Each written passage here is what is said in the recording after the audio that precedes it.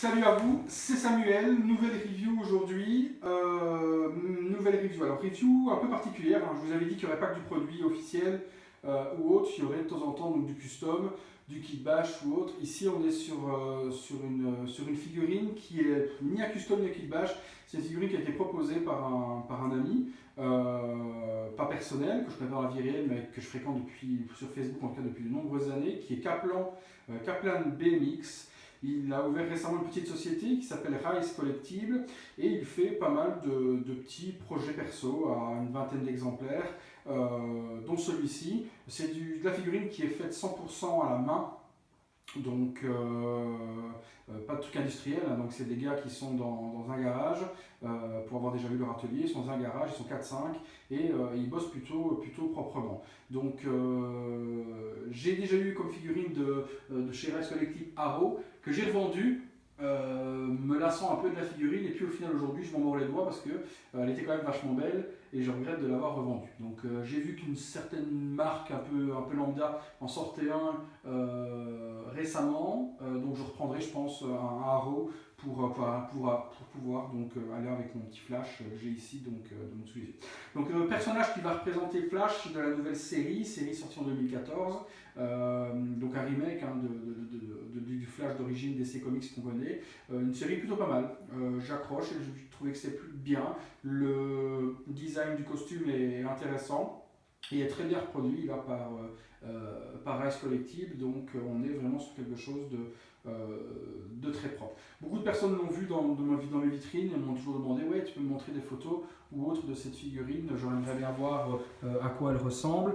Donc aujourd'hui ça permet donc d'avoir un aperçu de cette figurine en détail, sur toutes les coutures et sur tous les angles. Ça vous permettra de vous faire un avis personnel.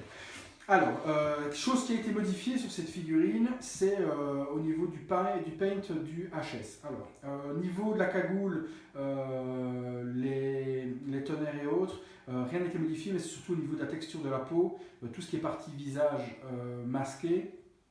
Non masqué, pardon, donc les yeux, le visage, le nez, la bouche, tout ça a été repeint. J'ai envoyé la figurine à mon ami Mark Simpson.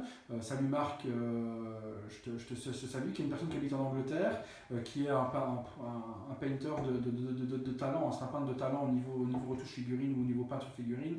Donc beaucoup de pièces ont été peintes par lui dans ma collection. J'en reviendrai plus tard quand on fera une vision complète de ma collection. Je vous expliquerai ce qu'il a peint, ce qu'il a fait, vous verrez que c'est quand même quelque chose de fantastique. Donc j'ai reçu la tête, quand j'ai reçu la tête, je me suis dit le paint, autant au niveau couture, au niveau vêtements, au niveau tailoring, etc., ils sont balèzes. Autant au niveau peinture, détail des visages, des yeux, c'était juste fait par un gamin de 5 ans, quoi. Donc ceux qui veulent acheter la figurine, qui ne sont pas regardants sur les yeux, sur le visage ou autre, lancez-vous. Je ne sais pas s'il en propose encore. Cette figurine revient dans les $200. Vous allez me dire c'est cher. Quand c'est fait main, c'est le prix. Donc si vous prenez l'exemple de la société Gliwiz Custom, qui est gérée par Blue Aquino, la même figurine, semblable, peut-être 2-3 trucs différents, hein, mais la même figurine, on est sur 600 €. Donc à vous de faire le choix. Moi j'étais satisfait pour le personnage de celui-là. Donc 200$, certains me diront c'est cher. Moi j'ai trouvé que ça les valait au niveau du boulot qui a été fait dessus. Il n'y a pas d'accessoires fournis avec, mis à part donc, le petit logo que vous avez sur la poitrine.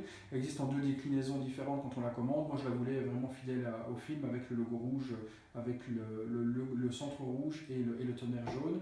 Il existe avec le centre blanc, je crois également. 2 autres mains sont fournies avec des points, donc points fermés. Je l'aime de cette manière-là. Donc j'ai laissé moi statique de cette manière, prête à partir et à courir. Le socle, c'est un socle Hot Toys. Tiens, je suis bête, je vous dis des bêtises là. On peut le deuxième socle, voilà, je suis con, j'ai dit n'importe quoi. Le deuxième logo est fourni dans la boîte. Je pensais que c'était un qu'on choisissait, mais non. Deuxième logo est fourni dans la boîte, donc il est bien sur fond blanc avec le tonnerre, et on peut donc remplacer l'un ou l'autre. Moi je les ai collés à la pâte à fixe pour pouvoir les remplacer si je veux. Certains l'ont glué, donc on fait comme on a envie, ça tient à la pâte à fixe tranquille. Donc vous voyez, c'est assez simple au niveau de la fixation. Un coup de pâte à fixe, boum, ça colle et ça se change comme on veut. Vous pouvez mettre un velcro si vous avez envie. Bon, moi je m'emmerde pas, j'ai laissé celui d'origine et j'ai mis juste celui-là sur le côté. J'avais même pas vu. Donc le stand, je vous disais, c'est le stand donc, Hot Toys. Ça va être le stand d'une Terminator DX. Je ne vais pas donner de conneries, je ne sais plus laquelle. Donc moi j'ai pris ce stand. On voit un morceau de route avec des balles ou autre, ça va bien avec la figurine, donc j'ai aimé mettre ce type de socle. Petit tour en détail de la figurine, on va le faire ensemble. La plaque nominative, c'est quelque chose que je proposais et que je propose toujours pour ceux que ça intéresse. C'est des plaques donc, qui sont gravées sur de l'aspect un peu alu-brossé nominatif. Là, j'ai mis donc le logo de Flash avec la plaque nominative. Je vous montrerai en détail ce que ça donne tout à l'heure. Allez, on fait un petit tour de la figurine ensemble. Ainsi, vous pourrez juger un petit peu de ce que je vous disais au niveau, de la figurine en elle-même. Au niveau du HS, donc ce que je vous expliquais, donc voilà, là on est sur quelque chose quand même qui est assez propre. Au niveau des yeux et autres peints, visage, le masque. Alors le masque, même chose, il me l'a repeint un petit peu parce que ça bavait un peu au niveau des couleurs, donc il m'a vraiment fait quelque chose de net lorsque je lui ai envoyé. Donc on a maintenant un visage qui est quand même très ressemblant à celui de l'acteur, quoique sous le masque de toute façon on ne voit pas grand chose. Au niveau donc du masque, on retrouve bien les tonnerres. Alors les tonnerres, vous en avez de rechange dans la boîte aussi, hein, ils vous en donnent 3-4 au cas où vous viendriez à les péter. Il y en a 3-4 à remplacer, ça c'était collé bêtement, donc ça se recolle facilement. Bon, moi je l'ai eu à figurine intacte, je ne sais pas pourquoi je les casserais, mais il y en a de secours au cas où vous viendriez à les péter.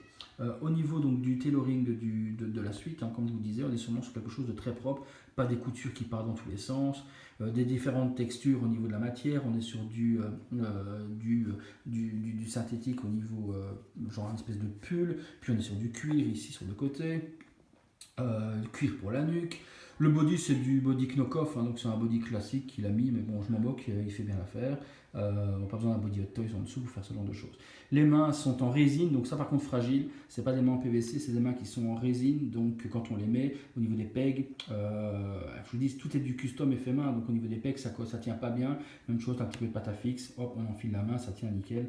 Je n'en tiens pas rigueur, c'est normal, c'est fait main, quoi. Donc on ne peut pas attendre on peut pas avoir les mêmes espérances d'une figurine qu'on achète d'une grande marque ou d'une grande distribution de marque. On n'est pas sur la même chose. Vous voyez au niveau des fesses, au niveau des coutures de pantalon, c'est vraiment droit, c'est propre. Quand je vois que c'est fait à la machine à coudre à la main, je trouve que c'est vraiment quelque chose de magnifique. Il n'y a pas à dire, il a du talent, quoi. Les bottes, même chose, sont en résine aussi, donc fragiles, il faut bien faire attention. Là, je trouve ça un peu dommage, vous voyez, au niveau de l'or, je trouve que, ben oui, on aurait peut-être pu faire un truc un peu moins baveux, un peu plus propre, mais dans l'ensemble, ça passe tout de même, on a quelque chose qui est vraiment clean. Le socle, donc bon, je vous montre pas, vous connaissez, hein, c'est le socle donc, de la Terminator comme je vous ai expliqué. Moi, elle collait bien avec la figurine. La petite plaque nominative, donc comme je vous expliquais que je proposais, donc c'est au cas où vous venez me voir pour si ça peut vous intéresser. Je l'ai fait en taille socle DX avec flash, le petit logo. Tout va bien avec ceci. Donc petit tour encore, hein, si vous le désirez de la figurine, on va faire une petite mise à jour. Donc vraiment quelque chose de top pour ce type de réalisation, et pour le tarif, je trouve que c'était pas exagéré, quoi. La tête, moi la repeinte, bon, ben, comme je vous dis, c'est un ami Marc, donc il ne me demande pas grand chose quand il fait ce genre de retouche. Faut compter dans les 30 € pour quelqu'un d'autre ou quoi, s'il faut faire des retouches, ce genre de choses. Je pense qu'il demande dans les 30 € pour une retouche de figurine comme celle-ci. Voilà, donc c'était juste une petite review pour une fois un peu différente des produits officiels. On est sur quelque chose qui est forcément sans licence ni rien.